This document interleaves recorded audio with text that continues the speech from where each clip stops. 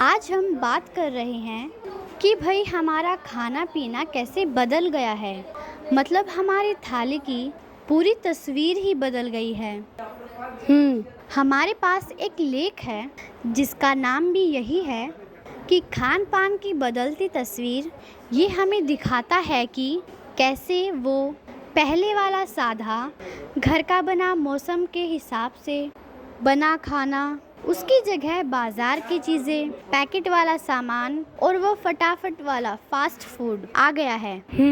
आइए ज़रा इस लेख में थोड़ा और गहराई से उतरते हैं, समझते हैं कि ये सब कैसे और क्यों हुआ। जरा सोचिए ना, वो लेख हमें याद दिलाता है उस वक्त की कि घरों में ही अनाज पिसता था, सब्जियां आसपास से मतलब खेतों से या घर के बगीचे से उगती थी, ताज़ी बिल्कुल। हाँ, दही, मक्खन, घी की अचार, पापड़ सब कुछ घर पर माँ या दादी बनाती थी। सही बात है। उसमें एक अलग ही स्वाद था। स्वाद तो था ही और पौष्टिकता भी थी। और जैसा लेख में लिखा है, एक अपनापन था उस खाने में।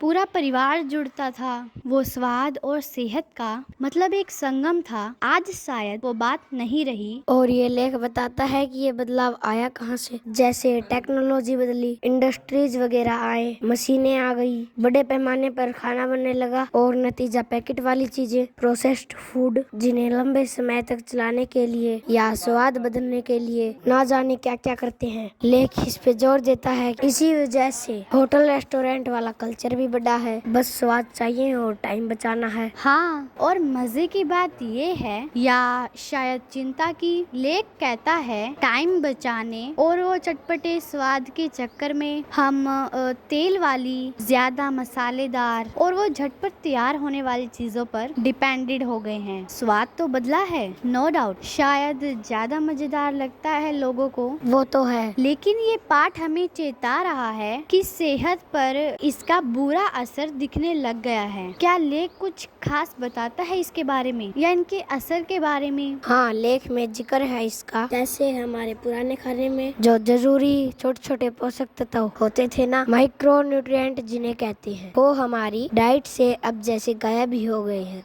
अच्छा, इसका असर खासकर नई पीढ़ी पर दिख रहा है। मोटापा बढ़ रहा है, डायबिटीज जैसी लाइफस्टाइल वाली बीमारियां ये सब बढ़ रही हैं। और लेख इशारा करता है कि इसका सीधा संबंध हमारे बदलते हुए खान पान से है। ऐसा लगता है कि स्वाद की कीमत सेहत चुका रही है। अरे बाप रे, ये तो वाकई सोचने वाली बात है। लेकिन लेख सिर्फ टेक्नोलॉजी या स्वाद को ही जिम्मेदार मानता है या वो कुछ और कारण भी? नहीं, सिर्फ टेक्नोलॉजी नहीं, लेख सहीकरण असर की भी बात करता है। जैसे लोग गांव छोड़कर शहरों में आए हैं, लाइफस्टाइल बदली है, भागदौड़ बढ़ी है। हाँ, ये तो है। जॉइंट फैमिलीज भी कम हुई हैं, औरतें भी काम करने लगी, तो घर पर वो पारंपरिक खाना बनाने का टाइम वो कम होता गया है। इतना बड़ा रोल है। कैसे वो हमें लगातार टीवी पर, फोन पर नए नए बढ़िया स्वाद चखने के लिए उत्साह आते हैं, भले ही वो सेहत के लिए ठीक ना हो। अच्छा,